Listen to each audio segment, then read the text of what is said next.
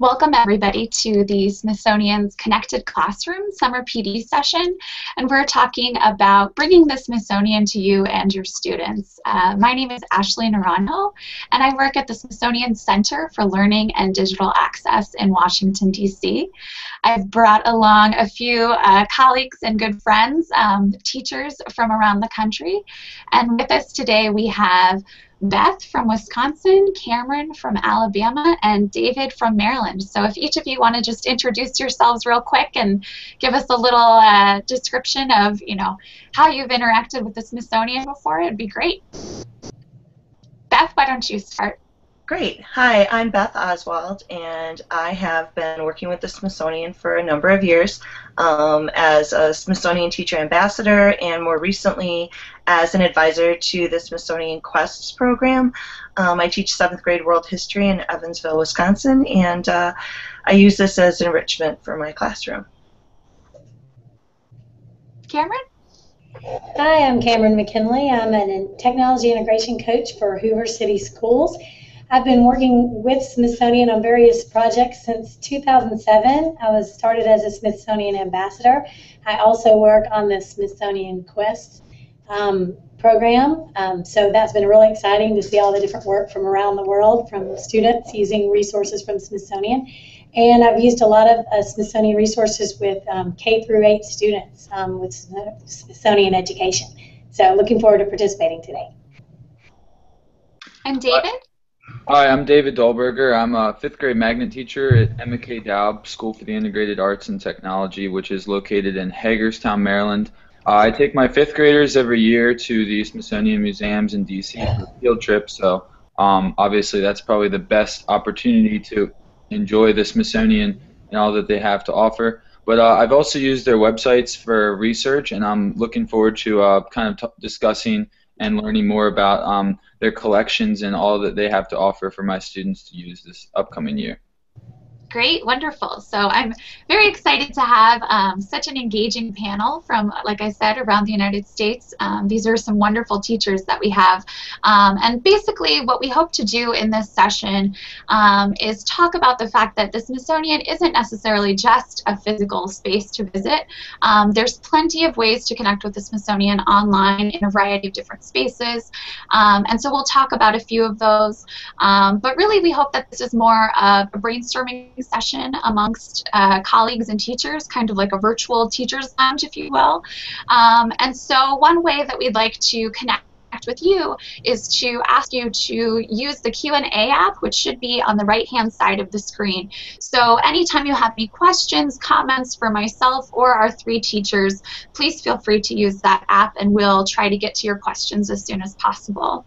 Another thing I wanted to point out was that we also have the screen shares that we'll be sharing with you, and we'll also share all of the links to each of the different places that we go today. So if you miss any of those, we'll be sure to include the links in the Google Hangout page. And of course, this is archived through the Smithsonian Education YouTube page, so if afterwards you want to go back to it, or if you want to share it with colleagues, it's very easy to do so.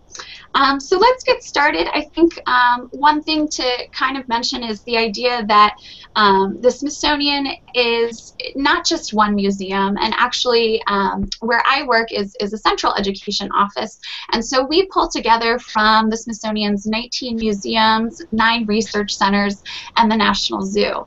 And it's not just physically in Washington, D.C. either. We have research centers in Panama, in Edgewater, Maryland. We have other museums in the New York area. So there's a lot of different pieces that are going on here. And so I think sometimes it can be a little overwhelming. And so one question I just wanted to start with is to ask the audience, how have you used museum resources, whether it's the Smithsonian or other institutions, local museums? And so feel free to share any ideas that you have using the Q&A app. But while we're doing that, while we're waiting for some of those answers, I just wanted to share a few hubs of online resources for you and for your students. As David mentioned, sometimes these are great ways to kind of start off research projects and know that you have really well-vetted resources available to you and your students. So the first page that I wanted to share is si.edu. And si.edu is kind of the hub website. It's a central website where you can really find out all sorts of information, from the physical visit when you're in Washington, D.C., learning about what exhibitions are available and current. So you can see maps and directions, floor plans, but then you can also see there's an educators tab at the top where you can find out more information about all of the different museums and areas that share education resources specifically. So these are specific for classrooms and their use. So at si.edu, if you have a particular museum that you're interested in, you can also say, you know, I only want resources from X museum if you happen to know that one specific museum. One thing, too, to keep in mind that I always share with teachers is si.edu, not si.com. Si.com is Sports Illustrated. So just a reminder that that's the website there. One other thing that I wanted to show you was collections.si.edu. And when you really think of museums, you think of the vast collections that they have. And really, we look at these as kind of a springboard for a lot of our lessons, and also just for more discovery. The amount of collections that we have help tell a story of American life, from scientific specimen to historical objects to artwork. And so of our 135 million objects, right now there's close to 9 million that have been digitized. And so that's really a nice way of being able to search the collections. Usually there's highlighted collections. You can also group things together and create your own collections to come back to, which then you can share as a slideshow. So there's videos, there's images. You can kind of sort it on the left-hand side. You can see that there's different ways to search. And there's a variety of different things from all across the Smithsonian. I think this is kind of a nice way, too, if you're thinking about Amelia Earhart, for example, which is one of the examples we have up on the screen. You might kind of automatically go to, oh, I'm sure the Air and Space Museum has some great resources. But also think about maybe the Portrait Gallery, which really focuses on biographies of important people in American history, or even the American Art Museum, or even the American History Museum. So there's a lot of different ways to look at one iconic person, for example, and that's kind of featured from a number of different interdisciplinary museums.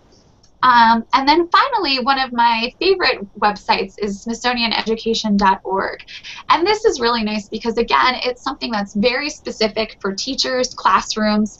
And what we're looking for here is there's 3 different ways that you can enter into this site. You can enter as an educator, a family, or a student.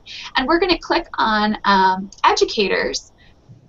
And here with educators, you can see that there's this searchable database.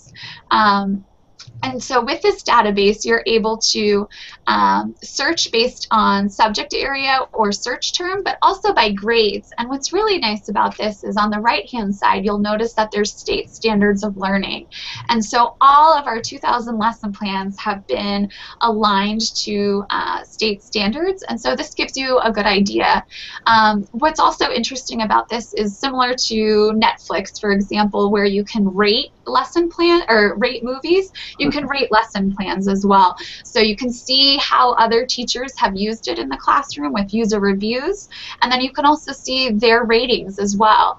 And so this is a nice example here from George Washington, but you can also see all of the different types of museums, the top rated resources. So out of our 2000, what really reaches the top? And so I think this is a nice hub. But one thing I did want to mention was that from a lot of our research that we've been doing over time, we found that teachers are kind of deconstructing these lesson plans and making them their own. And so is that something that you guys, you know, Beth, Cameron, David, are you finding that when you see a resource like this, you're kind of making it your own, or? Oh, absolutely. Okay, I mean, great.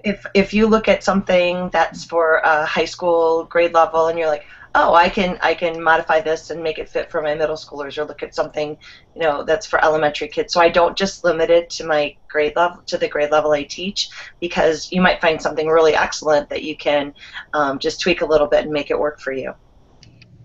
I agree. Go ahead, David. I was going to say I agree. For instance, the environment in your own backyard lesson plan, it has a great interviewing guide, and you could edit that to work for older kids or younger kids. But that's just a great start, and then you can watch an online conference session, which is linked there, to see what other people have been learning about in their environment. And then we took it and used it. We have the Cabo River running right behind our school, and we're able to use the lesson plan and the interviewing guide to go ahead and look at our backyard and see what was going on. So they really are useful to take the lesson and the work that's already been done for you by Smithsonian and connect it to your own local area and at grade level.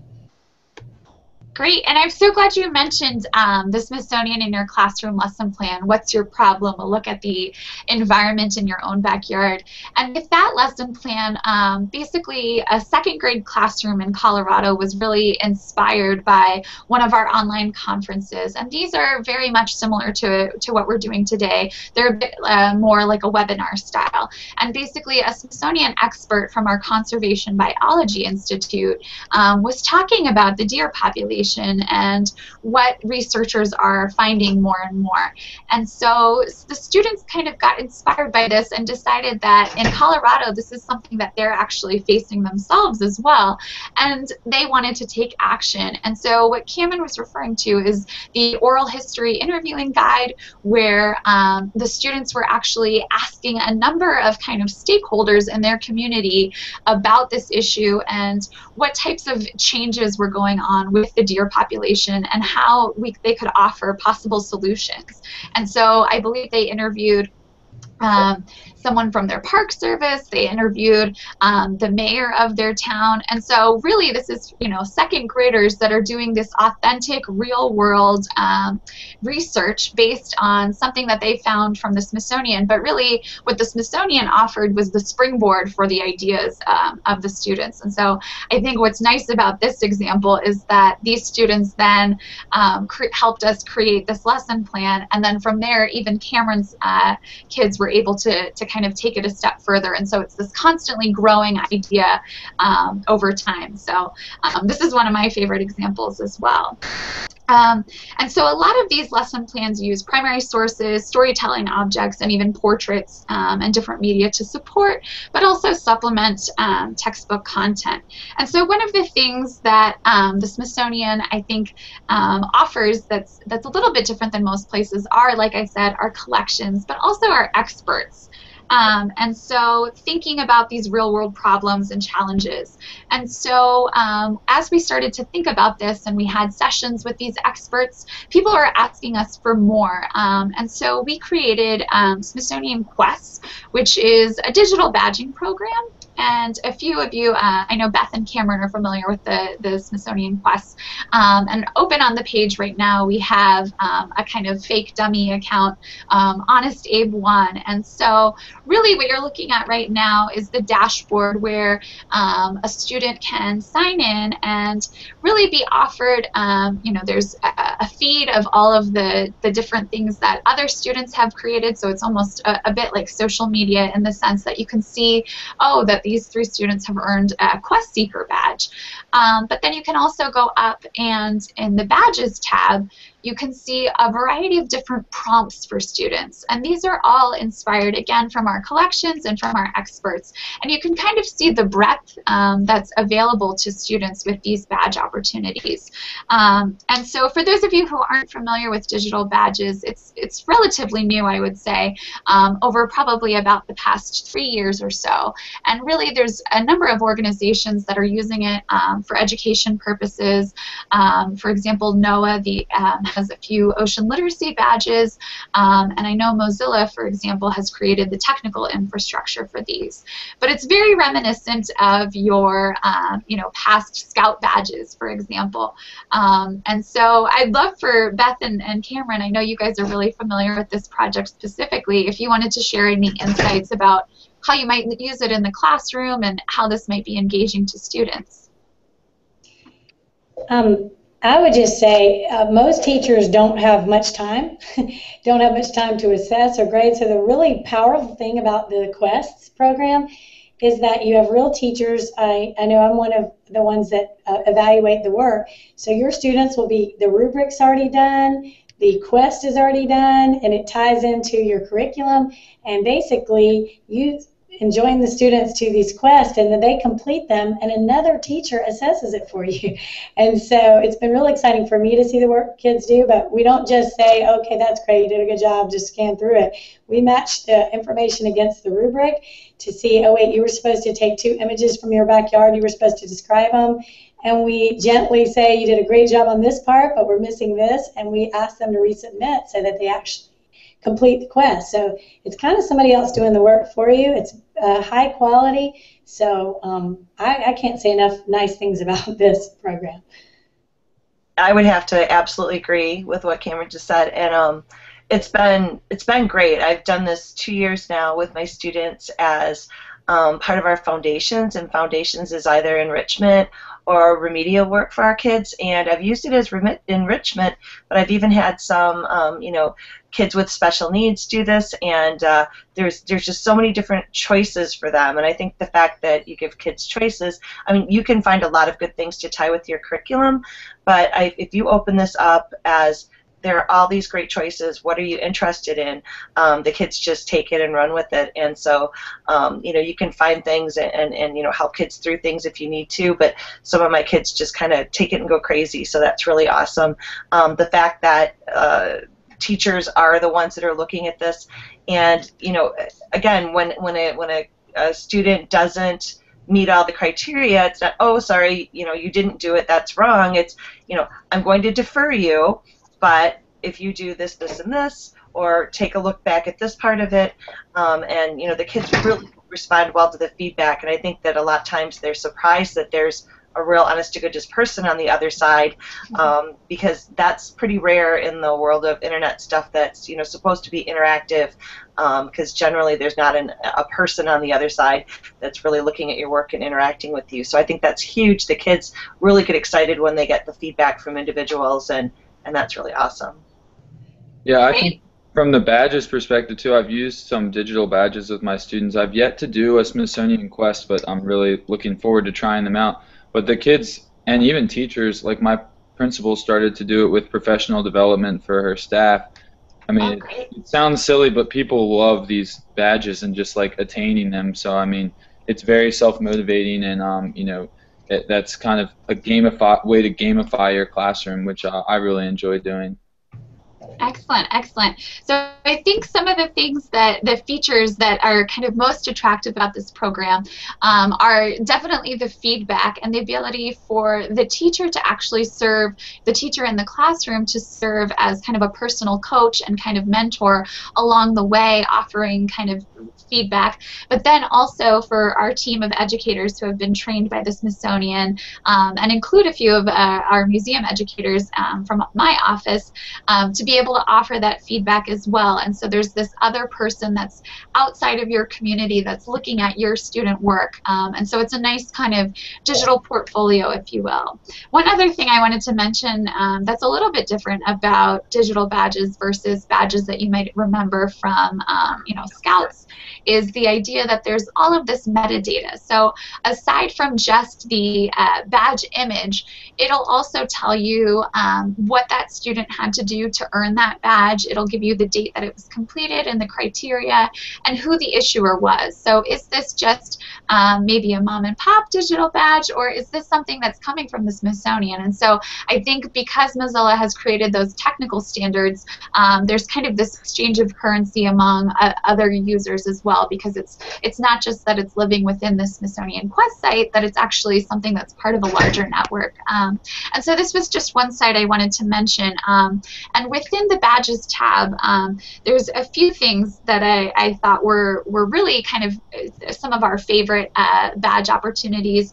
One of them is asking students to do oral histories and think about people in their community that might have a story to tell. And so that really makes their research super authentic. And then even going to the astrophotography badge, and that's kind of a unique badge that's definitely kind of a Smithsonian only badge. But what I really like about this is that it shares with the student a series of activities, and you'll see here there's 3 associated quests for each badge. So one is take an image, one is enhance it, and finally analyze, compare, and share, and it's scaffolded. So for example, the first one, take an image, you're using online free software from the Smithsonian Astrophysical Observatory up in Cambridge, and you're able to there you can see actually right on the screen, there's a network of these robotic telescopes that you can actually control with an internet connection. So students can take an image of a celestial object and then a file is emailed to them. And then with the Smithsonian Astrophysical Observatory's free software, you can enhance the image. And so it goes kind of through the step-by-step process. But what's nice about this is an entryway from multiple to this topic through multiple disciplines. So it's really kind of this nice comprehensive STEAM activity. And the first quest is kind of this low risk, I just take the image and I'm starting to get interested. And then as you move on, there's kind of these further challenges for the student to kind of add more of the analysis. So this is one of my favorite badges, and I know a lot of the students really enjoy it as well. And one thing that we're super grateful to is that some of the scientists from the Astrophysical Observatory have also offered to give feedback as well. So they're hearing from real scientists about the objects that they're capturing. And then another one that I wanted to mention was the frog follower. And again, this is really well scaffolded. So if we go up to badges, I believe it's in the land theme. And so with the frog follower, something as simple as listening to frog calls and then using descriptive language to be able to describe their rivets and croaks, for example.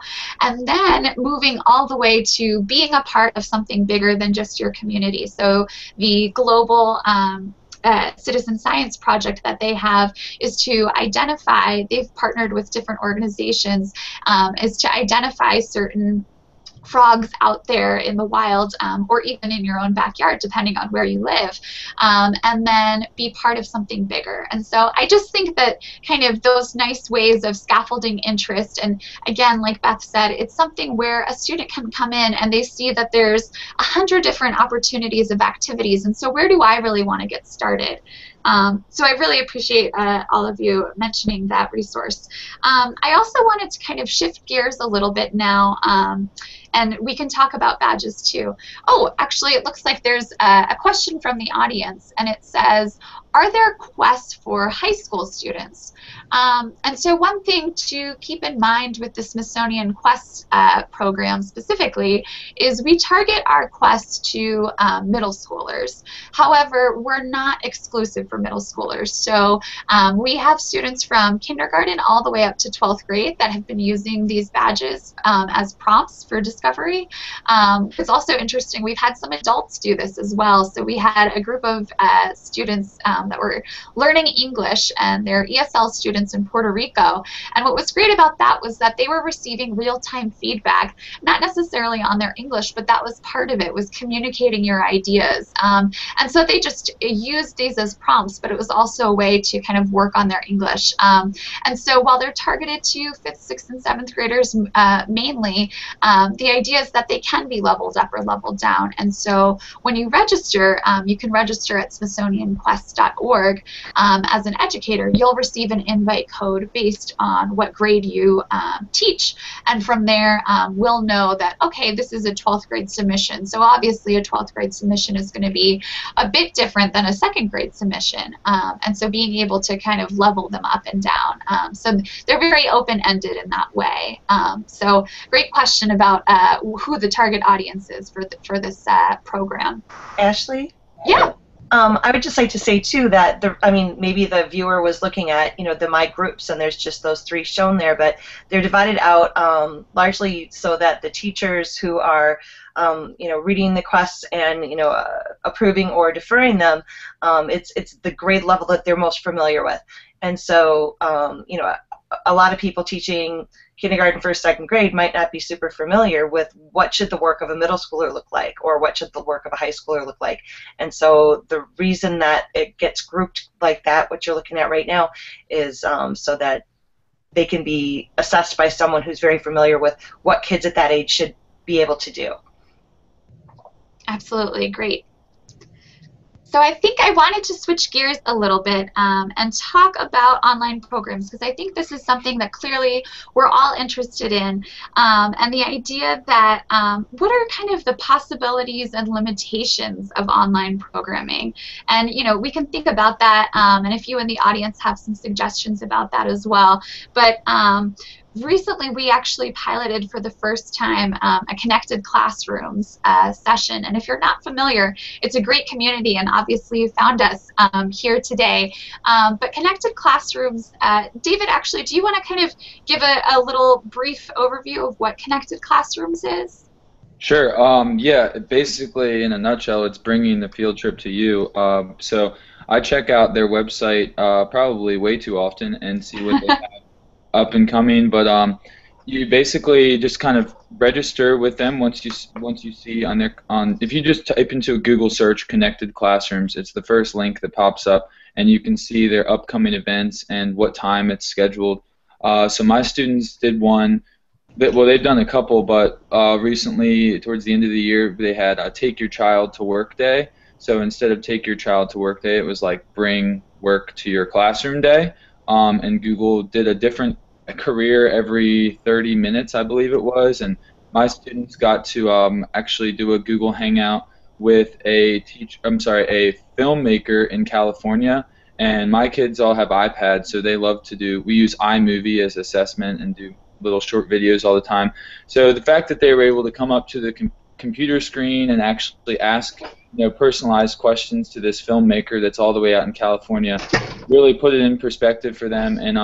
And usually the teacher is able to kind of connect with the person who's leading the Hangout a couple days ahead of time. So if there's a few questions that you're going to want to get answered, or a few talking points that you kind of hope your presenter is going to discuss, then it's always an option to kind of group up with them, maybe meet them on Twitter or through Gmail or Google Plus, and just kind of say, hey, my students are really looking forward to this. I hope you can kind of discuss how you use audio features in your movie making, or whatever it is that you want them to discuss. But yeah, the Google Hangouts are great for a short virtual field trip, and it makes it a lot easier on the teacher. All I have to do is get these permission slips signed. You just send them all back to the people at Google, like Lauren, and they make it really easy on the teacher. So I've really enjoyed it, and I'm looking forward to it. They seem to be launching more and more Hangouts like every week. So. Absolutely, absolutely. So for a while, we had done online conferences, as I had mentioned before, and they're still really popular. They're kind of webinar style. But what I think attracted us to the Connected Classrooms model is the idea that in real time you can see, you know, as we're talking, the experts, and then also some kind of select classrooms that have been chosen ahead of time to prepare for the session. And then similarly to how we're doing today, you can also add the Q&A app where you can ask questions of experts. And so one example that we did was our Winging It Google Hangout session. And here's just the YouTube page. And so live from the museum, which was really nice, we had an educator from the National Air and Space Museum.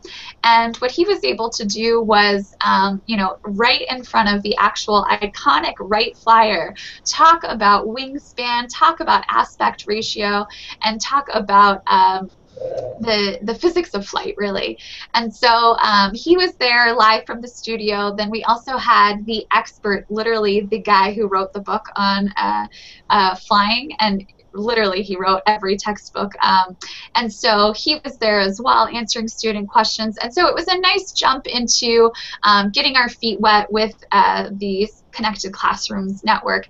And so just thinking about what types of resources you might need as we plan for the fall, I'd love to hear from people about what types of things would be helpful, you know, as we're planning ahead. What would you like to see in the future? And just thinking about what preparation expectations from the students. And so here you can see, you know, there were a few classrooms that joined us and were asking questions. And what was nice about this too was that one classroom, I remember, had just had airplane day, or paper airplane day, and so they had created all these different paper airplanes, and so it was a nice connection. And then another classroom was actually studying STEM careers. And so what we left them with were kind of these calls to action, ways to kind of continue this into the classroom. But again, I'd love to hear from other people about ways that they've used these types of online resources and ways that we might be able to help students and prepare them for these types of moments.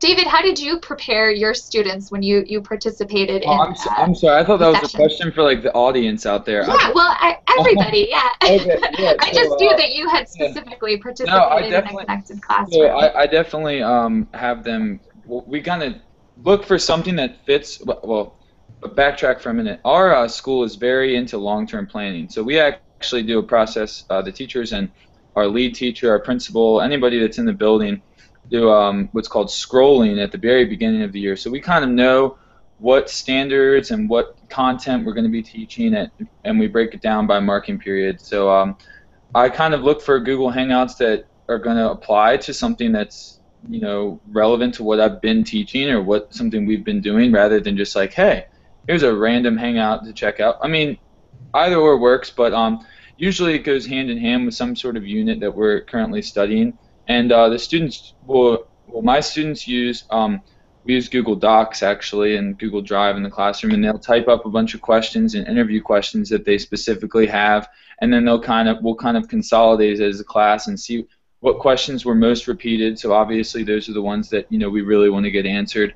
And they just kind of talk about, well, what do they hope to get out of this session? And then we use a learning platform called My Big Campus, and I'm able to host discussions. My Big Campus is similar to Blackboard or Schoology or Edmodo, and I'm able to host discussions with the kids on there. So we always do a reflection discussion after our Google Hangout as to, you know, what we really enjoyed.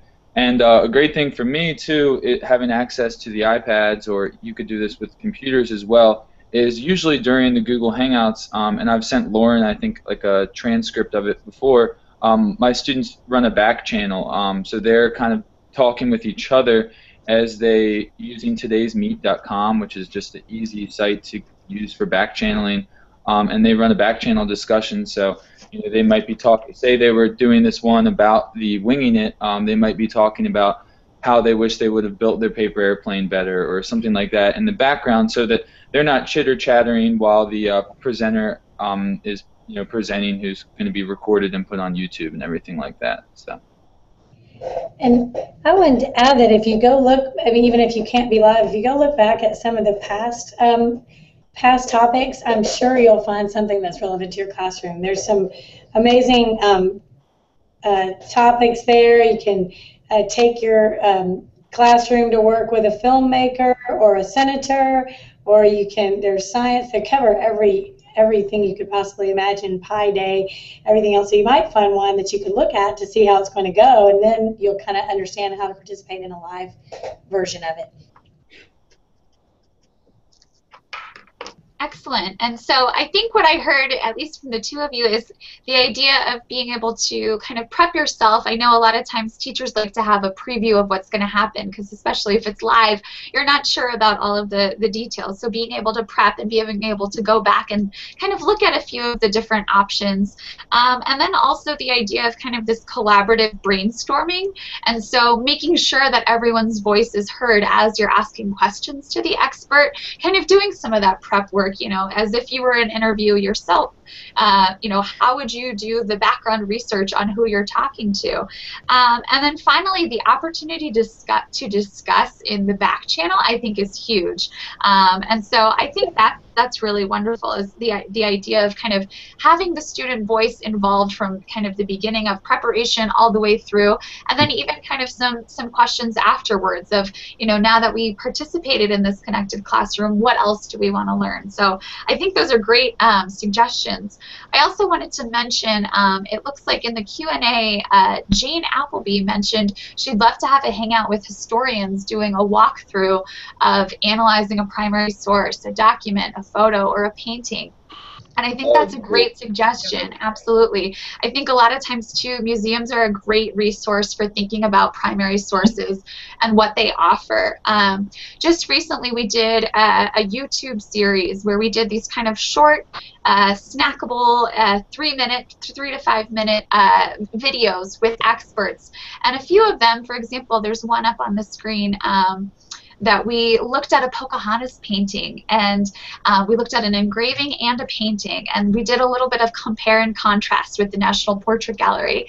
And what was nice about this is, I think right from the beginning, even as, you know, an educator, when you look at it, it's not necessarily something that is what you imagine when you think about Pocahontas, right? You kind of think of this Disney-fied version of Pocahontas. And so it goes through kind of all the steps of comparing and contrasting and analyzing a portrait, and really doing some looking first, and then kind of going into the step of analyzing the resource. And so I think these are nice videos too, because they kind of look at a number of different things, from portraiture to objects, and, you know, even to photos and paintings. So this is just a great example of what you were mentioning, and I love the idea of having a hangout so that historians could possibly walk you through kind of some of these different primary sources, and kind of model for the students what types of skills they use in their day-to-day. So I love that idea. That's wonderful. Yeah, I think that's a really cool resource. I mean, as a teacher, you're supposed to be able to model all these different disciplines for students, but at the end of the day, I'm not exactly an expert on what to look for in an art piece. So it would be really cool to have something. You know, my students do a lot of artful thinking routines, and we take a look at different art pieces, but it would be a lot better to have them a model of somebody who actually does that for their, you know, for their occupation, or is used to doing that because they truly enjoy it and they're truly good at it. Have that as their model rather than just their everyday teacher, you know. Yeah. Someone asked about where I found the back events, and it's right under the field trips, the main ones. Under it, there's an orange button that says "See Past and Upcoming Field Trips." So when you click that, that was in the Connected Classrooms area. Perfect. I don't know if I can show that, Ash. There it is. There we go. And so you can see kind of the past calendar, and then also what people are planning ahead. So, for example, you know, there's all sorts of different things, from, you know, learning about how to make the perfect pasta with Giuseppe in Naples, all the way to a design lab talking about shadow puppets. And so I think what's nice is that a number of organizations are kind of signing on to this, and offering their own expertise. So if you haven't discovered it yet, it's something that the Smithsonian itself is really excited about. partnering with, and I think it's a great resource for students. And like I said, I think the nice thing too is that they're archived, so if you're interested in the topic of flight, for example, you can still check out our Winging It and then go through some of the resources that we suggested from the National Air and Space Museum. Speaking of resources, one kind of media channel that the Smithsonian also uses is the idea of Pinterest, and so I'm sure lots of teachers love Pinterest. It's kind of the idea of curating and collecting resources. Some people use it for wedding planning and fashion and that sort of thing. But what's nice is that back on our si.edu page, there's a button called that says Connect, and so Pinterest is just one of those great resources where you can see all of the different Smithsonian museums and centers that have collected resources, and so they're in a variety of themes. And so anytime we have an online session, we do some of the legwork in trying to make sure that any resource that we have that might help students in this way, you know, in preparing for these types of sessions, we share. So you can even see the Smithsonian experts videos are up there that I was referring to about the Pocahontas. And so you can see kind of a variety of different videos from around the Smithsonian looking at a variety of different topics as well. And so it's a nice way to kind of pull from what our resources are to fit with what your curriculum is. And then even in addition, there's another board too that was created just with the Winging It, a conversation about flight session that we did. And so here, what was nice was we created this ahead of time so that both the teachers that participated live in the session, but also teachers that were participating afterwards, it was a great way to find these resources and then also see, oh, there's an online exhibit that has to do with the same topic. There's some activities that my student can do as far as, you know, creating their own virtual paper airplane, hearing other videos from experts, doing a controlled flight simulation, different hands-on experiments that the teacher can incorporate into the classroom. So like David said, it's not just this one-off kind of random experience, but rather a full experience that happens over time and really connects to the curriculum. So that's one of my favorite resources as well. And in addition, at the si.edu/connect, you can see us on all sorts of social media, from Facebook to Twitter and everywhere in between. And so typically our office specifically focuses on kind of these broad education themes, and so we're usually Smithsonian EDU or Smithsonian Education in all of the platforms. And a lot of teachers have mentioned that it's nice to follow our Facebook pages, because that's where, you know, you're kind of constantly visiting to hear about friends, but then you also include Smithsonian and you're reminded about upcoming events and that sort of thing. And of course our Google Plus pages as well. So I've also found that just as from a teacher perspective, or I'm sorry, more from a student perspective, they really enjoy when a teacher is able to use social media like Twitter, or I've never used Pinterest for this, but to publish student work as well. So I know, like, my students did a little research and project on that Google self-driving car, and I took a photo of some of their work and tweeted it individually to Google and Wired, which is this thing I follow on Twitter that's always talking about technology news. So it'd be cool to use the Smithsonian on Twitter or on Pinterest and say, hey, once you earn your badge doing this quest, I'm going to tweet that little Johnny just got his badge at Smithsonian, and that'll just be like a double motivator for little Johnny. I mean, they just really love to see their name or their face, if as long as it's okay with their parents, of course, on social media. I just think that would be a cool idea as well. I agree, and I also think that the Pinterest, the variety of ideas there, kind of fits into, if any classrooms are doing like the Google's 20% time, it has such a variety of choices there. That would be a place for them to start to learn about something new on their 20% time, a kind of starter place. Absolutely. I love the idea of celebrating that kids have accomplished something as well. That is just so great. Wonderful. Another thing that you kind of just reminded me of, David, too, is one of our quests has to do with water, and it asks students kind of at the last moment, they're allowed to, you know, what would you say, kind of almost in a Dear Abby format, what would you say to another student, you know, who says that saving water is too much, you know, too time consuming and not necessarily something that's worthwhile?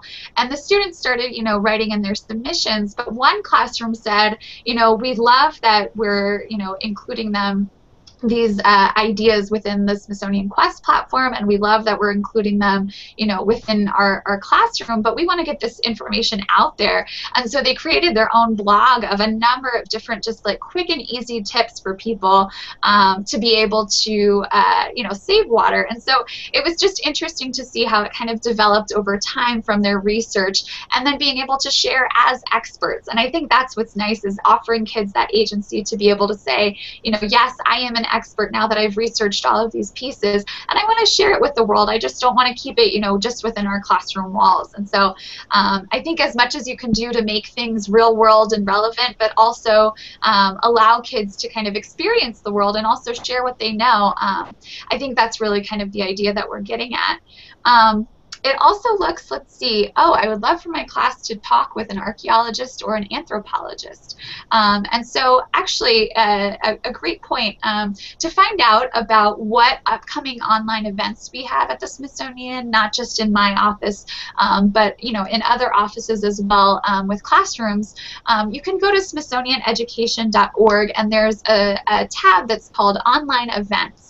And here in the online events, there's the Natural History Museum does kind of these short 25-minute programs where they interview some of the scientists that are working in the field and doing current research. And so here's a list of their 2014-2015 school year. And you can also, like Cameron mentioned, check out some of our archived events that we've had over time, including the connected classrooms. And so we'll plan to post our upcoming sessions in the near future before the school year starts, so that you have that time to plan, like David mentioned. One of my favorite things that would really be great for the person that just asked the question is it's called oh gosh, I just totally forgot the name of it. It's like a comic book format, and it's written in bone. It's based on your website. It's A Secret in the Cellar is what it's called. And written in bone, it's A Secret in the Cellar. And there's a little forensic anthropologist, and it takes you through this animated story, and the kids love it. And we've done that a number of times with our class. And this last year I had a girl who wanted to be a forensic anthropologist, and she was so excited when I told her she could go on and do this. And so I didn't do it with my full class, but we've actually done it as a full class. We've done it as group activities, and it's really well done, and it's based on a true story. And there's an exhibit at the Smithsonian as well, at the Natural History Museum, that if the kids ever made it out there, they could see it. So it's a really neat connection as well. Absolutely. Thanks so much for that, Beth. I also wanted to kind of finish up. We have just a few more minutes, but I wanted to finish up and kind of think about just how-to ideas for finding and implementing virtual programs, resources in your classroom. So how do, you know, as you're planning, kind of from the three of you, how do you find these resources, and how might you, you know, implement them once you do find a great resource, and how do you share them? That's a good question. So I usually find these resources just like mostly Twitter, honestly, is where I find a lot of my just cutting edge educational stuff, especially in the world of digital learning. And the way that I implement it, I guess it really depends on what we're talking about, but I'm just thinking now, I can't stop thinking about trying out these Smithsonian Quests and how I might implement that. Might be something that the students, you know, work towards, you know, once they're finished, maybe an assignment that is a little bit more tailored to something that I have to do for my county or I have to do for my school. They might work towards that. It's something they can work on, you know, like I run my classroom very much problem and project based. So when my students are done their work, they have a choice of what they can what they can do next, or they're also given opportunities for maybe a 10 or 20-minute break, and this could be a time when they work towards one of their quests. And as long as it's something that fits with my lesson plans or our unit plans, then I don't see a problem in implementing it that way. Other teachers might find that they specifically want to use the Smithsonian Quests or the resource for all 21 of their students. I think it really is personal preference. I enjoy giving a lot of student choice, and something that might be difficult for one of my students, that other student might find it very easy. So you might need to kind of up the ante a little bit and find a quest that's more geared towards 8th graders rather than 5th or 6th graders. So that would just be kind of my input on that question. Someone did ask about if the quests are even differentiated, and Beth mentioned earlier that when you sign up, if you put your grade level in, then those of us that are evaluating, you're going to get that grade level person evaluating, and they will look to see that the person did it at the appropriate level for that age group. So I think that's one way there can be differentiated. Or you could look at it ahead of time and say, where the quest says to do this, I want you to go further and do a little bit more. But I just saw that question in there. One of the ways, Twitter is a good way to find resources, but Smithsonian is so covered up with resources that one thing is, if you're just looking for something specific, do a Google search, put Smithsonian in the end of it, and I think you'll find plenty of what you're looking for. I mean, we've used Smithsonian Sound before for all kinds of music from around the world. There's just so many resources. Smithsonian EDU that you started with, I ended up making my own page of the resources that I wanted my kids to use. But if you look at the Idea Labs there's all kinds of things that would fit with your curriculum. So sometimes it's spending a day browsing the Smithsonian resources, and something is bound to hit your eye. Yeah, I mean, and it's loaded with primary sources that you can look at. I did a workshop with the Smithsonian a while back with the Harvard group, and we did all these different thinking routines, visible thinking routines, and there are all these great things that you can do with your kids just looking at some of the visual resources that are available. And you can do an entire lesson just looking at a couple of different images from the Smithsonian site. And so it's really powerful when you can get these things and get kids to really look deeply at them.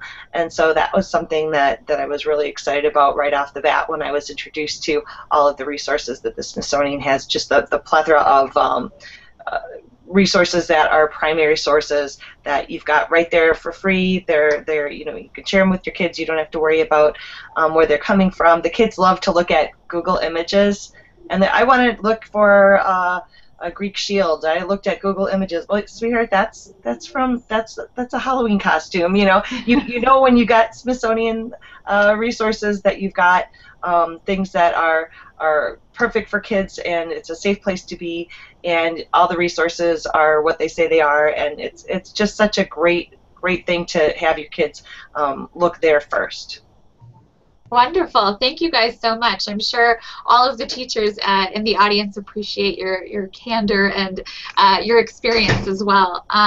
Cameron mentioned one thing that I just did want to clarify was the Idea Labs, which are something that I didn't mention, but they're found on SmithsonianEducation.org, and those are specific for students to kind of do this self-directed.